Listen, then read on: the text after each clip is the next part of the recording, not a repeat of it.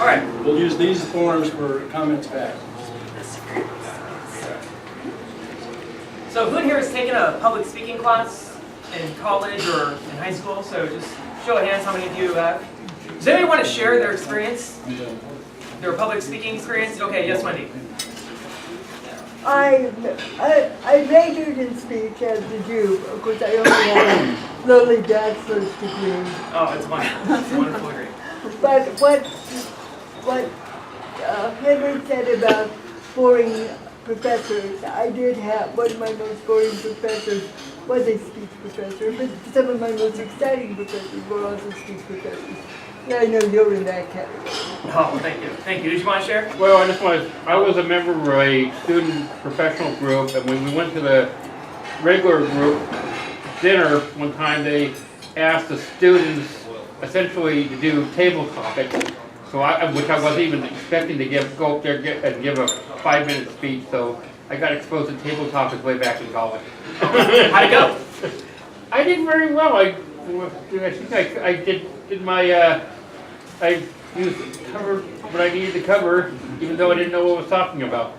Oh, awesome. All right, one more. Actually, I took a speech class at a junior college, and my speech wasn't funny, but I was so nervous I kept laughing. So I said, shit. And my teacher marked me down for cursing, and I'm like, that's not cursing. Did people laugh at the cuss word? Yeah. So at least that was funny. Funny. I never had to take a public speaking class in high school because you had a choice of doing debate or competitive speech or the public speaking class, so I did debate. In college, I had to take public speaking, but our debate coach in college was a public speaking teacher. So he was kind of one of those athletic teachers who just kind of put minimal effort in the class to focus on the sport, so that made it pretty easy. But in my teaching, a lot of people think that teaching is a one-way street. They think that what happens is I come into the classroom and I'm the professor, the teacher, and the students are the learners. And my job is to transfer knowledge into the students' heads. It's a little telepathic thing. And they walk away enlightened because I gave them the light. Well, depending on the student, that may or may not happen. But one thing I do know that happens is that I learn things when I teach. Public speaking and teaching. Teaching public speaking is a two-way street. So today, what I want to do is tell you about 5 lessons that my 5 different groups of students that I've worked with have taught me about public speaking and teaching in general. So to begin, my teaching career started at the University of Iowa in Iowa City of Iowa. How many of you have heard of Iowa City, Iowa, or the Hawkeyes, or University of Iowa? All right, so Iowa is the state in the Midwest, and it's a beautiful state. It's terrible weather, but it's a wonderful state to be in. Now, in graduate school, the best training, the most amount of training we get, if you want to call this training, is a 2-hour workshop the day before the first day of class about what not to do as a teacher. And all I remember from that training is don't drink and don't be intimate with your students. And then, of course, I always wanted to raise my hand and say, but that's the 2 best ways to get to know someone. But I didn't. I would not be teaching. I would not be teaching. But I remember, my first class that I ever taught was actually not public speaking. It was business and professional communication. Now, my Iowa students were mostly kids from small towns from Iowa, and I had a lot of kids from Chicago, Illinois. Now, you might be wondering why Chicago. Well, for some reason, the state of Chicago, it's a lot more expensive for kids to go to Chicago schools than it is for them to go to Iowa schools. So we get a lot of kids who come from Chicago to Iowa. It's only a 4-hour drive, so it's just the right amount of distance to keep the parents away. But go home when you need to do laundry. Go home when you need to do laundry. Oh, we need a washer right now. Now, it was interesting teaching Iowa students. One of the things that my Iowa students taught me was the importance of standards. You see, I had one student come to my office. I was really scared because this was my first ever. I was about to post grades, and a student sent me an email saying that they wanted to talk about their grade. Now, I was an A student in college, so anything less than a B would have completely traumatized me. I would have had a heart attack if I saw any grade less than a B. And this student had a C minus. So I figured this student was going to come to my office, and this student was going to complain about their grade and argue why they should have a higher grade. But this student objectively just was not a good student, didn't do the work. So I was ready for an argument. I was ready to do battle. I was a 24-year-old TA. I was in the office. Student shows up. The student sits down, and I'm like, okay, so what do you want to talk about with your grade? And he's like, so what was my grade again? And I was like, okay, I guess I'll give him the bad news again. Well, I looked at your grade, here's the math, it's a C minus. And the kid reaches his arms and hugs me. And I remember him saying, thank you so much.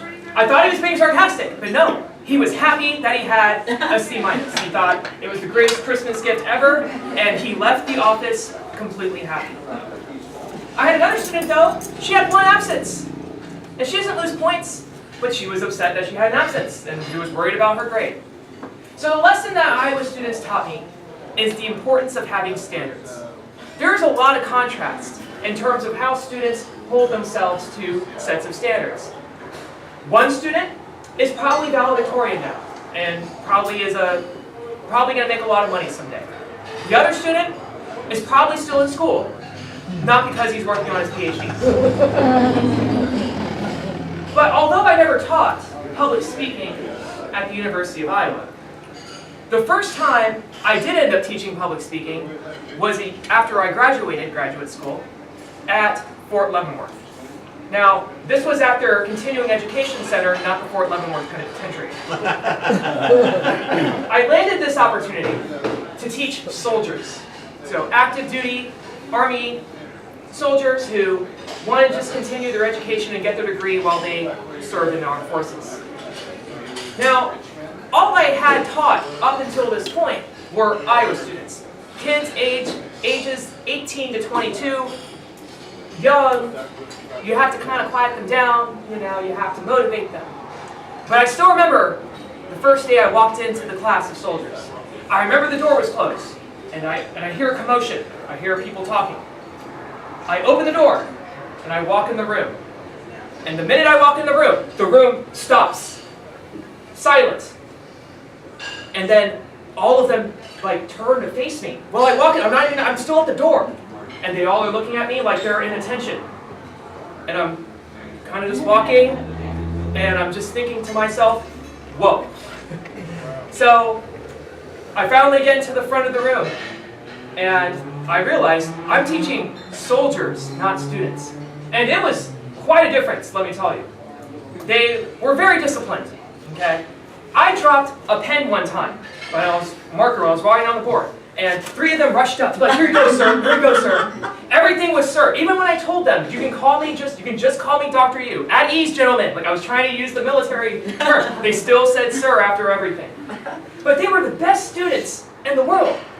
Why? Because they didn't question orders. When I told them to do something, they didn't. I didn't have to motivate them. I just said, do this, and they did it. Now here's what these students taught me.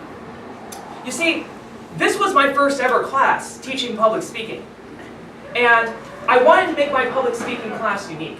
And one of the problems I felt like that occurred in public speaking class, maybe this occurred in your classes, was that a lot of times the class just becomes a lecture class, or you only give 3 speeches the entire semester. And to me, that's not enough. Like, people need to get in front of the class every day. People need to focus on technique. Because public speaking is a technical skill. You have to focus on your feet. You have to focus on your hands. You have to focus on your voice. So I was very inspired by martial arts and soccer and all the athletics that I played. And I invented drills. Little activities that focus on one tiny aspect of public speaking. And I've never seen anyone do this before. But because I had these very disciplined military students, I was able to try out drills.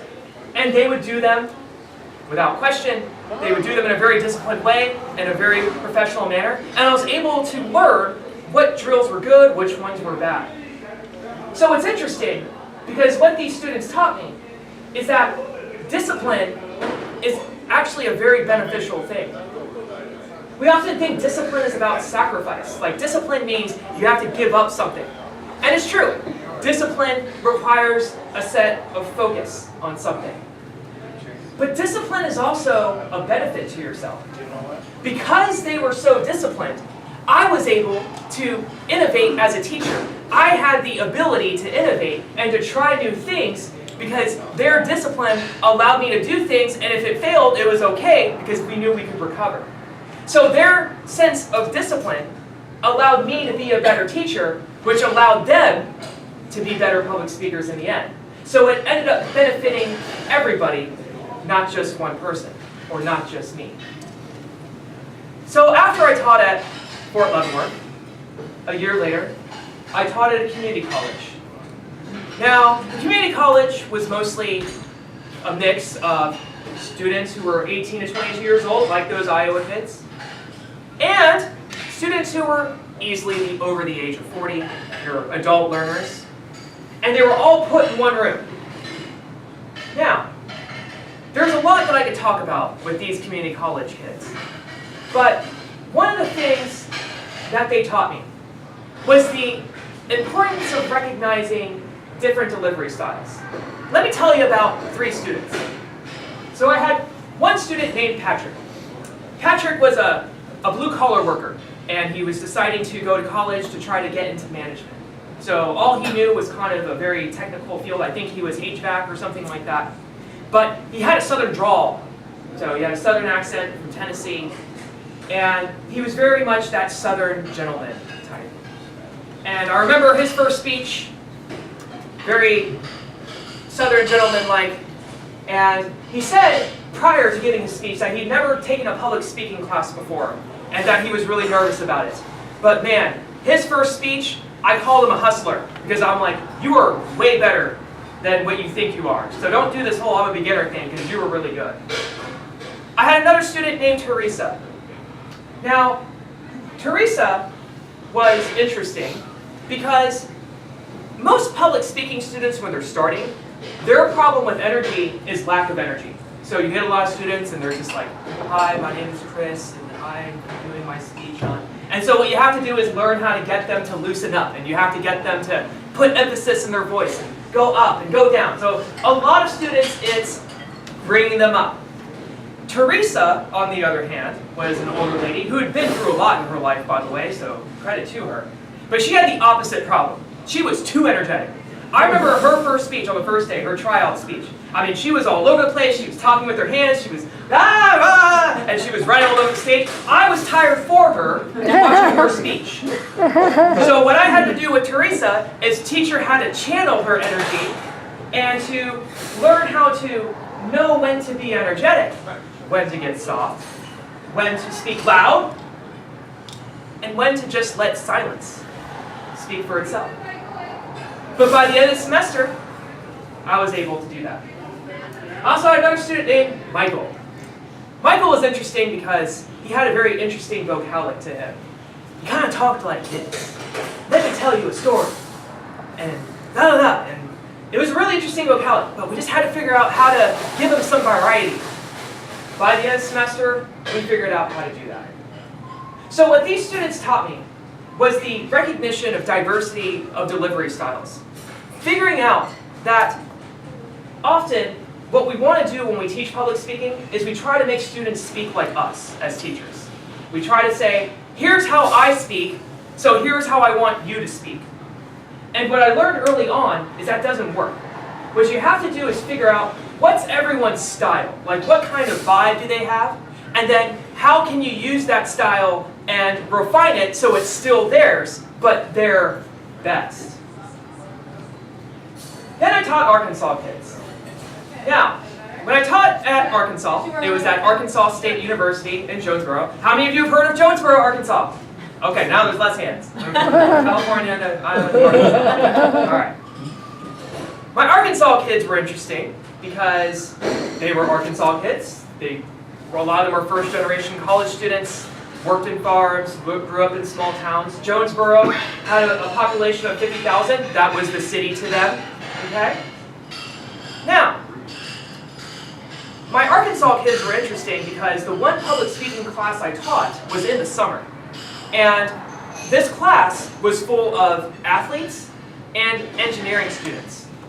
Now you know the stereotype about engineering students and their communication skills, right? So I had to teach a bunch of engineers and also a lot of athletes on scholarships. And I remember there was one student. He was an engineering student. And his name was Seth Moody. Hope I didn't violate FERPA by doing that, but his name was Seth Moody. And he was, just to put it quickly, because I cut 5 minutes off my thing, so Warren, I can go 5 more minutes, but I told you 15, so yeah. So put yellow on 19, how about that? Okay. Yeah. I didn't realize I had 20 minutes. Okay, cool. Anyways, so Seth was this very geeky kid, to put it lightly. Socks and sandals, poor color coordination, big glasses, very shy, but you knew that he was smart. And I remember his very first speech, he was just your typical, kind of shy, did not express himself, kind of just geeky kid, right? But we knew that he was a good kid. Like, I knew that there was potential there. So something that occurred in this class that I had never seen before. A lot of the athletes, the groups of athletes that I had soccer players, I had basketball players, I had baseball players, and I had 1 or 2 cheerleaders. All of these groups, and then the engineering kids, all of these groups started to bond together through this public speaking experience. And they all started supporting each other, like teammates. So anytime somebody went up to speak, there was loud cheers for everybody. And especially for Seth. For some reason, the students really wanted to cheer on Seth. Like, Seth was the student who was kind of like just behind the curve. But every time Seth did a drill, it was serious support. And by his final speech, I remember, Seth came up, and he looked really confident that day. I don't know what was going on, because he doesn't usually, he always had kind of the poor, but that day, I don't know what he did in the morning, but he was ready to go. And he gave this amazing speech. He was funny, he was cracking jokes, he told stories, he even got the audience involved a little bit, asked some questions. I almost cried. There's like 3 moments in my teaching where I almost cried. That was one of them. And by the end, everybody was standing up, and it was like, oh my God. So one thing that my Arkansas kids taught me was the importance of community. We often think of learning as an individualistic enterprise, where like, it's just between me and the book, or me and the teacher, or me and the material. But the environment in which you learn can enhance that outcome, or it can hinder that outcome. And with that positive environment, Seth was able to come out of his shell and be the greater speaker that he was, because there was a community out there to support each other. Lastly, I have my California students. So I went from Arkansas, and then 2 years ago, moved here to California. Now my California students, they're Southern California kids, so imagine the contrast there. Jonesboro, Arkansas to Southern California.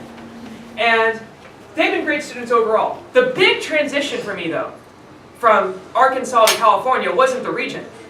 It's the fact that I went from teaching basic public speaking to what we have here at California State University, Channel Islands, advanced public speaking. So what I had to figure out was, what's the difference between basic and advanced? Because I'm already hard on the basic kids anyways, so how do I become harder on advanced public speaking kids? So what I figured out was 3 things. Harder speeches, higher standards, and constant competition.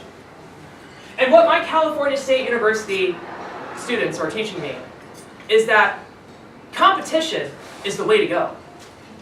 Competition raises the standards of excellence. See, a lot of times when we're not competing, good enough is good enough. That's what a lot of people think. And it's like, okay, well my speech is good enough. It's good enough for the camera, it'll be good enough for the website, it'll be good enough for the meeting. But in competition, you can't think that way. Because good enough isn't good enough in competition. You have to be outstanding. You have to stand out in a good way.